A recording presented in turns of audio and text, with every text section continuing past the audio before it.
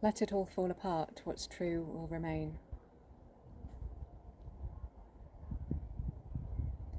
I used to be an avid churchgoer. I'd go to church every week. I'd rarely miss a week.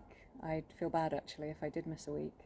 It was a huge part of my life. I felt like the other churchgoers, the other members of the congregation were my family.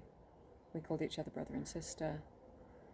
But there came a time in my life when I was under a lot of stress and I was not able to go to church anymore. And that would put a huge strain on me. It caused a lot of conflict in my mind, that I felt it was important to go to church every week and I wasn't going.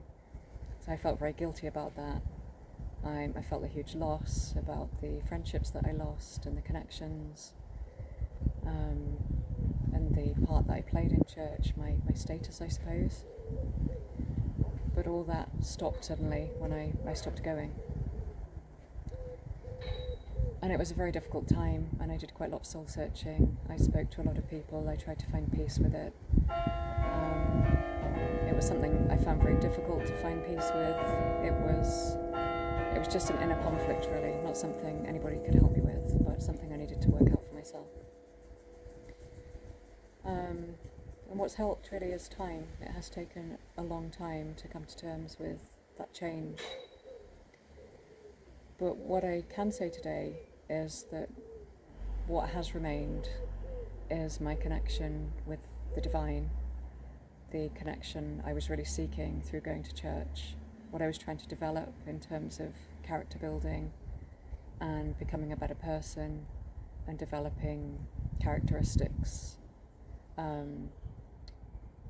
There's a verse in Ephesians which talks about the fruit of the Spirit being love, joy, peace, patience, kindness, goodness, faithfulness, gentleness and self-control. And that's something I've really worked on over the years, both when I was a churchgoer and since I left. Those things have really remained, and what I learned from the Bible has continued to guide me day by day. I learned a lot of Bible verses, and they sometimes come to mind, maybe not so much these days, but certainly when I did go to church and when I was reading the Bible, it really guided my life and shaped me as a person.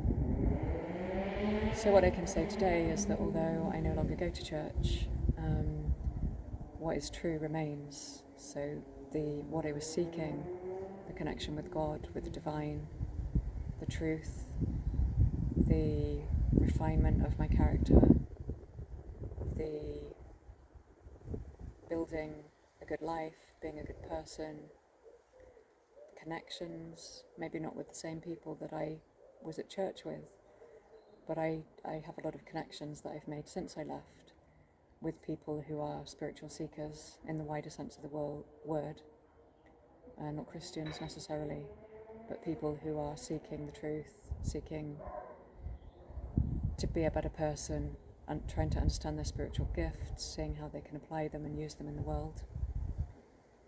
So although it was painful and everything fell apart for me at that time, and it took me a long time to find peace with that, what is true, what is the truth I was seeking, truly has remained.